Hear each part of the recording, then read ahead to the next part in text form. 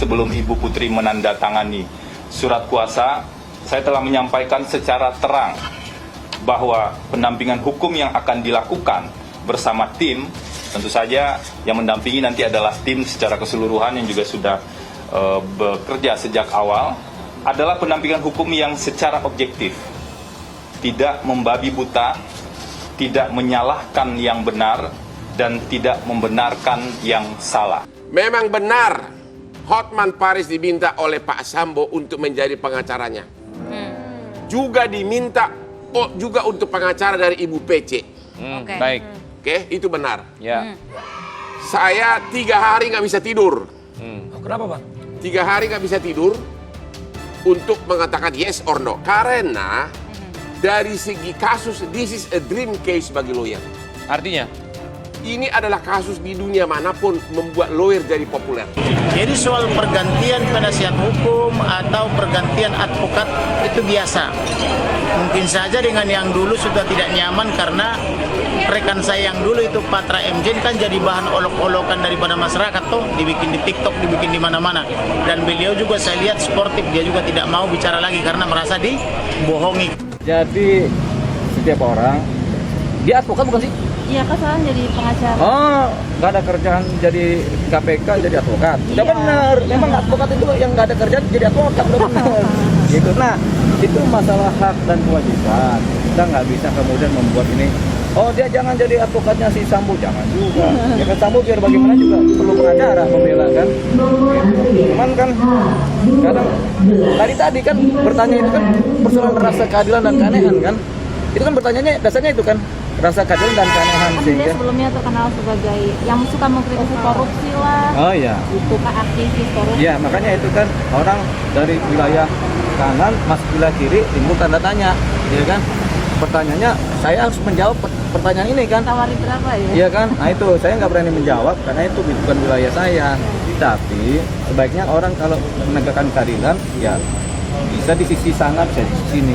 Jadi sesudah saya 3 hari nggak bisa tidur, akhirnya saya putuskan ini.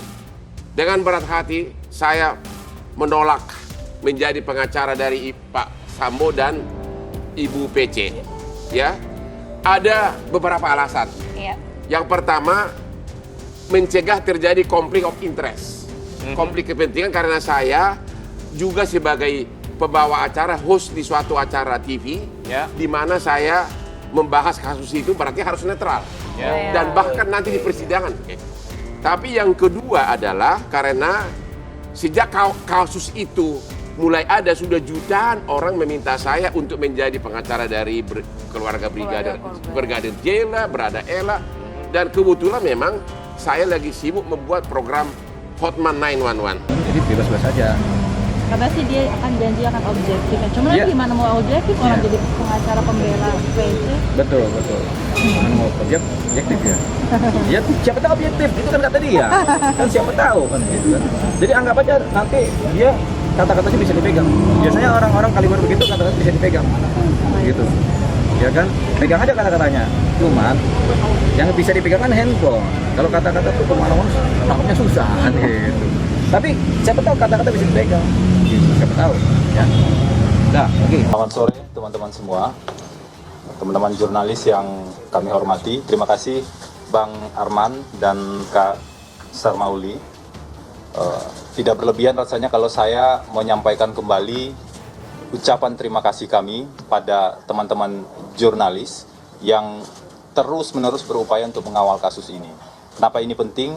Karena kasus ini melibatkan perhatian publik yang sangat luas, sehingga penyampaian informasi yang kontinu dan benar itu menjadi salah satu bentuk keberhasilan dalam menjaga sebuah proses hukum agar bisa objektif dan adil. Dan dalam konteks itulah saya dan Rasa Mala Aritonang nanti mungkin akan menjelaskan juga, dalam konteks aspek objektif itulah kami akhirnya menerima ajakan untuk masuk dalam tim kuasa hukum tersebut. Saya sampaikan beberapa hal, karena konferensi pers ini adalah pembuka bagi saya, artinya kita akan banyak interaksi nantinya untuk menyampaikan perkembangan lebih lanjut pendampingan hukum dalam perkara ini. Maka mohon berkenan saya akan menyampaikan beberapa hal-hal pokok terlebih dahulu. Kalaupun ada substansi perkara yang disampaikan, dari awal ingin saya sampaikan bahwa hal tersebut lebih pada sebagai bentuk penjelasan dan akuntabilitas pada publik, bukan dalam konteks mendahului proses persidangan. Karena tadi juga sudah disampaikan, proses persidangan akan berjalan dalam waktu tidak terlalu lama lagi. Jaksa tadi dari Kejaksaan Agung juga sudah menyampaikan sudah ada berkas sudah lengkap dan tentu segera akan ada pelimpahan. Maka kita jaga proses persidangan itu secara objektif dan tentu saja akan lebih bijak kalau kita tidak membuat persidangan di luar persidangan seperti itu. Perlu saya sampaikan bahwa sebagai advokat saya menerima permintaan menjadi kuasa hukum dan mendampingi hak tersangka dalam perkara ini secara objektif. Bahkan ketika saya dan Rasa Mala ketika bertemu dengan Ibu Putri secara langsung sebelum Ibu Putri menandatangani surat kuasa, saya telah menyampaikan secara terang bahwa pendampingan hukum yang akan dilakukan bersama tim, tentu saja yang mendampingi nanti adalah tim secara keseluruhan yang juga sudah bekerja sejak awal, adalah pendampingan hukum yang secara objektif, tidak membabi buta, tidak menyalahkan yang benar, dan tidak membenarkan yang salah. Karena dia mantan KPK. Berarti KPK Komisi Pemberantas Korupsi atau Komisi Pemberantas Korupsi. Dan Bu PC bersama Ferdi Sambo konon diduga mengirimkan doa-doa baik kepada para ajudan yang terlibat maupun ke LPSK dan kepada lembaga lainnya. Oleh karena itu dia harus menanyakan mengapa itu kliennya mengirimkan doa-doa itu. Maka karena dia mengetahui buka saja bahwa itu perbuatan melanggar hukum. Yang pertama. Yang kedua, bimbinglah kliennya untuk berkata yang benar. Bimbing ke jalan yang benar. Karena kalau penasihat hukum mengajar-ajari kliennya berdosa, maka dosanya kliennya itu ditanggung oleh penasihat hukumnya. Jangan gara-gara honor misalnya atau apapun namanya itu dipikul dosa klien. Tapi yang benar, selamatkan kliennya, maka uangnya menjadi halal, tidak haram. Waktu akan membuktikan. Kalau objektif akan teruji nanti di persidangan. Sama seperti saya toh, saya bilang pembunuhan terencana dan ternyata terbukti. Waktu membuktikan dalam 3 bulan. Mau dibantu jawab. Ya. Objektif itu bisa dimulai dari yang bersangkutan ya, ataupun pegiat anti korupsi ini ya, menjalankan idealisme dia dengan mengusut tuntas suap itu, dugaan suap kepada antar lembaga dan juga kepada tersangka. Berani nggak mereka? Apakah masih memiliki idealisme sebagai pegiat anti korupsi atau tidak? Kalau tidak ya nanti kalian sendiri yang nilai. Berarti semua hanya isapan jempol, ya kan? Berarti kan penentuan adalah siapa yang bayar gua sesuai dengan keuntungan pribadi mereka.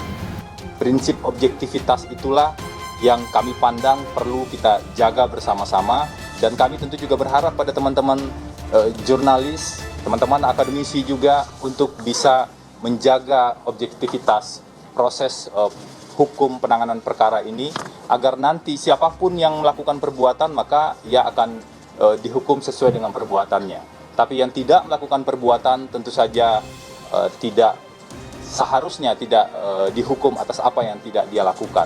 Itu memang perlu kita jaga dan kita kawal bersama.